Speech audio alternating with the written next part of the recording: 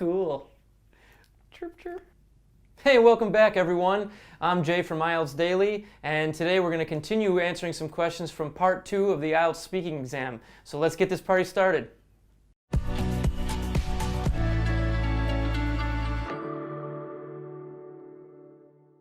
So we're back again. We're going to be answering some questions here, and I'm here with Chris. Hey, Jay. Hey, how you going? I've got another difficult question for you. Are you ready? No. Okay. I'm going to send a question to your iPad, and this question is, you're going to have 1 minute to prepare, just like in the test, and the question is on the screen now. Describe a time when you managed to achieve a goal. You should say what the goal was, how you achieved the goal, how did you feel after you achieved the goal, and explain what was difficult about achieving this goal.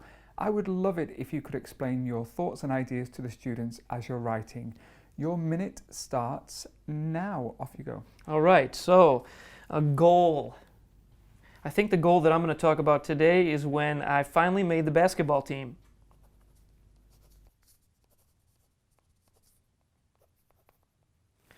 The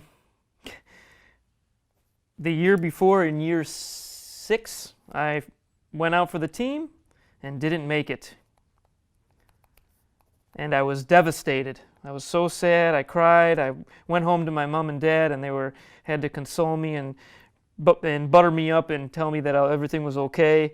And so the whole next year, the whole summer, I practiced, went out to the local basketball court and got much better. So then the next year when I went out for the team, I made the team and I actually became the starting point guard. So that was a really awesome experience for me. Your minute is up. All right, so today I'm going to be talking about a goal that I achieved. This goal was simply making the basketball team in year 7. So the previous year, in year 6, I went out for the team and I didn't make it. I did not have the skills to make the team, and I was cut from the team. This devastated me. I went home crying to my mom and dad, and they were really supportive of me, but they always instilled hard work in me, and they said, look, if you want to make the team, you need to practice and work harder at it. So the whole next summer, when there was no school, I practiced out at the local hoop and the local court, and increased my skills to the point where when I went to try out for the team in year 7, I made the team. And not only did I make the team, but I became the starting point guard. So that was a really cool, amazing experience. Working hard towards something when you weren't able to achieve it previously is something that's really, I find to be really rewarding and fulfilling. And that year that I made the team, I felt so great because previously there was something that I wasn't good at, and I was able to work at it and get better, and making the team was just icing on the cake. And that's it. Okay, great. You spoke for about 1 minute and 20, maybe just a little bit more. I'm going to talk about some of the things that you said because you gave some really good language, and you said I was cut. Yes, yeah. What does that mean? So I wasn't really cut with a sharp instrument. I was removed from the team, basically. So when you try out for a team, obviously not everyone can make a team, and they have to say no to some of the players that aren't good enough. And I was one of those players who wasn't good enough, so they said, no, thank you, maybe next year. And that's what being cut means. Could you say I was dropped from the team as well?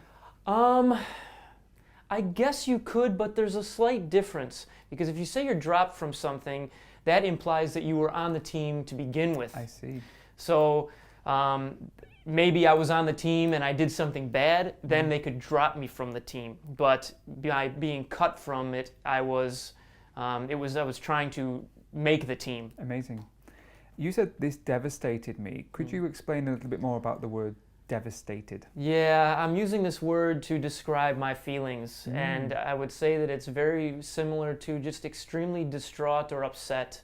As I mentioned in my response, I was crying. I was just, I guess devastated can be used as a word to really, really show how upset I was. just saying I was upset is one thing, but if I want to show that I'm really, really upset, then I'm going to use a word like devastated. Super. You gave some other pieces of language which we won't talk about, but I'll go over them. They instilled hard work in me. The whole next summer. Out at the local hoop. Maybe you can explain out at the local hoop. So obviously I don't have a basketball court at my home, so I would every day, and I'm pretty sure it was pretty much every day of the summer when I didn't have anything to do, I would take my basketball and I would walk to the local park, and at the park there was a basketball court, and I would play there. And we just sometimes colloquially say the hoop and when we're referencing a basketball court. I like the way that you say I would. I would. It means I used to. So Yeah. you could say I used to play or I would play. That's really good. You said it was a cool, amazing experience. And the very end, you topped it off. You gave an excellent idiom. Can you remember what that idiom was? Oh, did I say icing on the cake? You certainly did. Oh, yeah. Icing on the cake. Yeah. What does that mean? It just means that an already good situation has been made even better. Super. So you could have a really great week, and at the end of the week, you win the lottery. That's the icing on the cake, right, of your great week. Yeah, absolutely, Chris. Good. That's it from me. No. So tune in next time and we'll answer a few more questions for you. Thanks a lot for watching.